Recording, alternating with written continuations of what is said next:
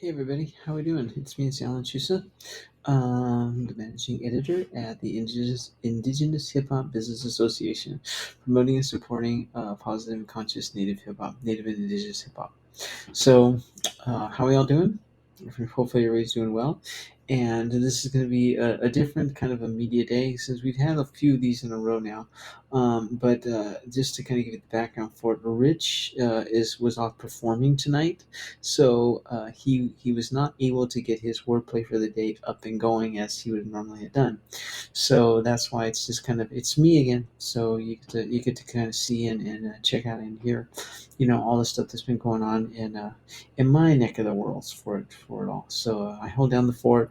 He's out gallivanting around and doing all kinds of other kinds of things and whatnot, and getting us into trouble. And but it's and enjoying what it is that he does. So it's fine. It all pays out in the very end. It all comes to the wash. And we had a small phone conversation. He's going to be driving back from where he is very early in the morning, so I knew not to bug him and push him with with getting his wordplay for the day. I'm like, usually I would have been like, where is it? I need it now, but today it was just like he's got a lot of stuff on his plate, so just kind of chill out and let him have at it. And we'll be in our meetings later today anyways, so I'll be able to kind of saber rattle at him then. So should be fun. The last podcast was totally exciting. It really kind of helped put a little bit of a cap on the work that we were doing with native reggae. And so if you haven't checked it out, the link is down below, so you can go and do that. And if you're watching this on any of the other social media, you can go follow us on Substack. That's ihhba.substack.com.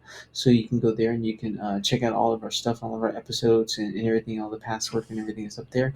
You can also go to the website, www.ihhba.org, and you'll be able to see things that are up there as well, because all the posts and stuff is up there. So good stuff. And yeah, we have some other things that are coming up with the next podcast. So we're going to be talking about and ironing out. We have a few ideas in mind, but we want to see what's going on. And that was a real whirlwind with dealing with Indian reggae. So you got to see my special media today for it. You got to see my tracks for the day. That I put out that was dealing with it. You got to read a couple of the articles that I put out about it. So there was a lot of stuff that was going on with native reggae, for a while. So the capstone being that conversation about it at the podcast was really nice and timely. And then it was funny then because I was thinking, all right, I knew Rich was going to be gone, so I knew not to ask him for his wordplay of the day. So I was like, okay, this kind of puts me back in the driver's seat once again, and I was thinking, what have I been listening to other than native reggae for like the last 2, 3, 4 days? Excuse me. Literally, it's like, non-stop, it seemed like. So it's like, all right, what am I gonna where do I go? What have I been listening to? So today I had to make start the day and at work, that is, not just the regular start of the day, but when I was getting down into hungry, and it's like I'm not listening to native reggae right now. You can tell how tired I am too. I'm not listening to native reggae right now. No, gotta put it away for a moment. And so, I was like, all right, I need to clear my ears. So what did I do? None of the other artists were kind of interesting to me. Although Crystal Lighting had some interesting things that she was working on putting out, even though she's working with Bear Grease still, and that whole monument that's coming up and unfolding in front of us. So I was trying to think about, you know, is there anybody else I really want to listen to? And I was like, I just need to kind of like a reboot. I need to kind of get my ears going in the right place again. And so I was like, all right, what and who do I want to listen to? And Blowout and Comb from the Diggable Planets is always kind of nice, to do that. And I'm thinking like way back in my in when I was getting my teeth cut and all this kind of things and whatnot. I was like that's a real nice kind of Blowout Comb was such a great album. So is no, excuse me. So is Paul's Boutique from the Beastie Boys. This is like way before their License to Ill record and whatnot. And but Paul's Boutique as a complete album is good. And that's kind of rare that you would see where it's like a complete album. Usually there's like specific tracks and whatnot. Um, I did go back and I was looking at at Kool Herc, DJ Kool Herc, and Herculoids, right, as well as African Bambaataa, and the Soul Sonic Force. I was like literally like dipping way back, in there. I gotta say Queen Latifah for the good times when I'm like way down the dumps. Excuse me, her and Left Eye, and I've never been a big Lauryn Hill fan. Just could not get it. Could not do with it. Although the Fugees, I do appreciate. I just when she sings her, when she has her tracks, I'm just like, ugh. It ruins it for me. But I dig the Fugees. We did mention Funk Dubious in the podcast, and I was like, yeah, I can go there. But see, it's like there's like one or two tracks of theirs that I really like. It's not like all of them, and that's kind of fun part. Although I'm gonna have to do an article and talk about their track where they do the powwow, right? I have to talk about that one at some point, and because I did a whole big thing on it, previously, and they're an Indian band, they're a mestizo band, they're Mexican and Indian, so they're a mixed Indian background, so I gotta bring them up at some point. But their track dedicated, I was like, yeah, that's really good. But again, that's like when I'm like down in the dumps. I'm like really super depressed. I didn't have a good day today. I didn't have good episodes of today. But I mean, it's not Funk Dubious time. It's not like break the glass and like bring it out, or like put me on life support and throw on Queen Latifah's first album. It's not like not that dangerous yet. So I had to kind of say these things. So I went back and I was like, what better thing? What stands out? The Roots. If you know that record, right? And I just I was just like, yep, we're going there. We got to go there. And so I wanted to dig into and kind of look at some of the different things, that they did that I hadn't been listening to in a while. Because, man, before I had to move, my record collection of all of these things, it was classic, and I had to give it all away. I mean, I literally had to give. It was like decades of like records and CDs and tapes and cassettes, 8-track tapes, lots of vinyl. I had to give all of it away. I had a whole garage full, a full garage full of like bookshelves just filled with them and crates filled with records and albums and everything. It was. And the crazy part was I knew where everything was. That was like the weirdest part. It's like, oh yeah, it's over there and that way. But I mean, I had all of these originals like when they were cut, and so Philadelphia Half Life, I go back to, that's a total awesome one for me, which we're gonna get into and talk about.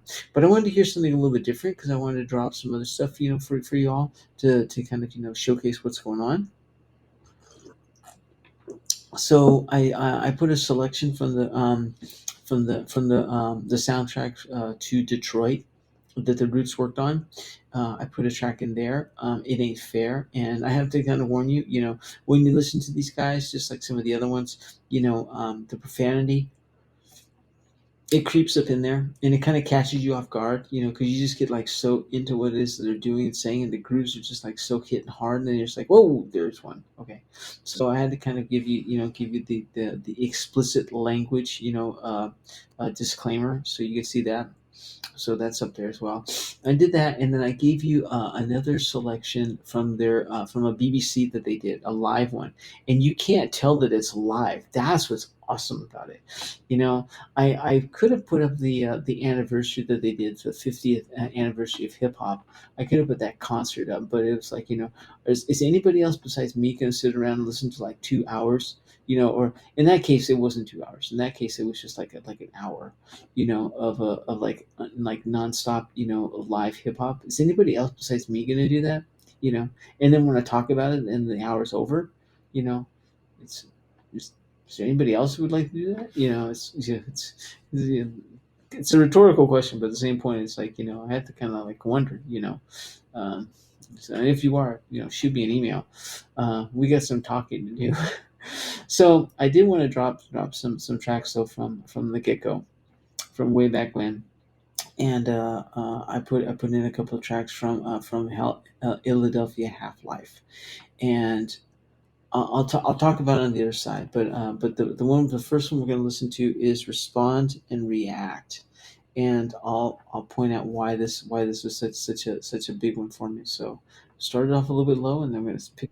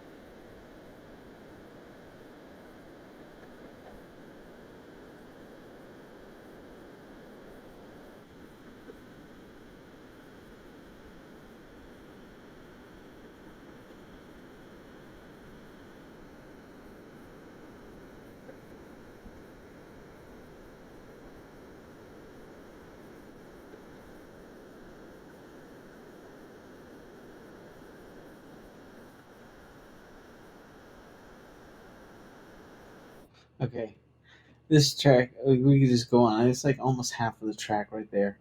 It's just like classic. And okay, so contextualize this for from where I was coming from.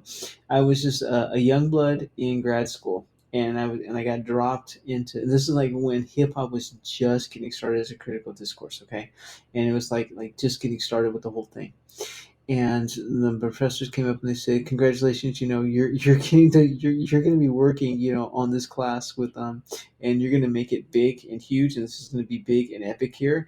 And there's only one other school that's doing it. And it was UCLA at the time, with Isami Alim, Sami, Professor Alim. Man, what a brain, and what. Okay, anyways, so it was like I'm doing what?" And at that point I was like such a newbie into hip hop, and I'm like, I have to like learn everything there is to know about it in like 2 weeks before the class like starts, and I'm working on it as a team, with two other guys. And so so we divide and conquer to get the whole thing going with it and whatnot, and I'm just like, I'm not getting it. It's like I don't understand. I just I really I don't get it. What's the importance of this that we're dealing with? It's like, okay, there's other stuff we could be dealing with that's much more, immersed and solved. I was at that point, I was more interested in like wanting to talk about like avant-garde, classical music or experimental music.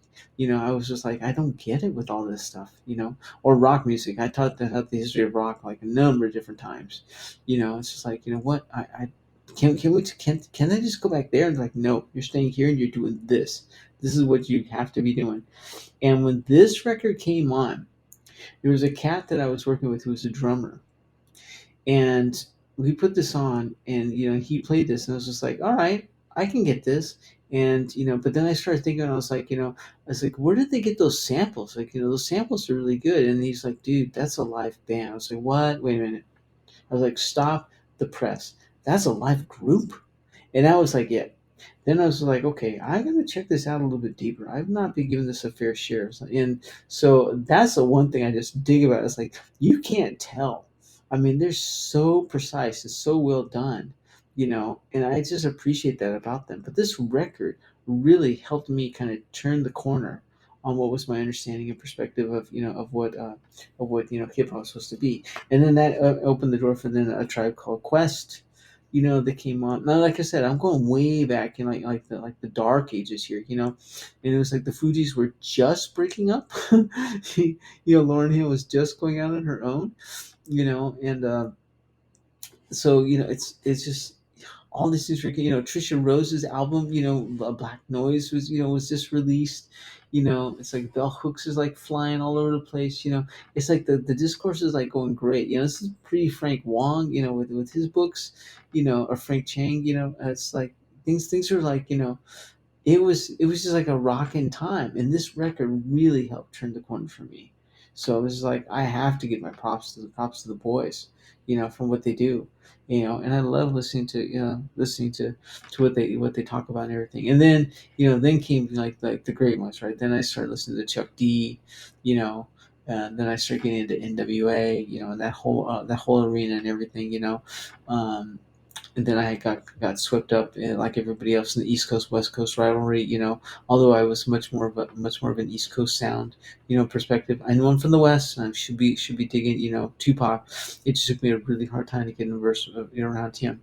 Biggie was just like, I get him easily. I totally like get him, and so it was, all these things are coming out. It's just because of this album. This album like really did it. And then I remember when I got my my check from school. I can't believe I'm even sharing this, because I was getting not grant money, not loan money. Although I had to take out a ton of loans, I was getting my pay from the school, and I knew I had enough to cover from the loans and everything I did have to pay my bills, which were at that point were like nominal. So I remember taking my entire check from my teaching gigs, and going and blowing it on every album that the Roots had put out, everything I could buy from them. I was just like, yes, just give it to me. I don't care. I want it. And just like staying up on like late on the Friday night, when classes were done, papers were turned in, whatnot like that. I'm getting ready for the next week with a big old huge burrito that I bought from this place that was literally downstairs from where I lived, or around the corner from the other market.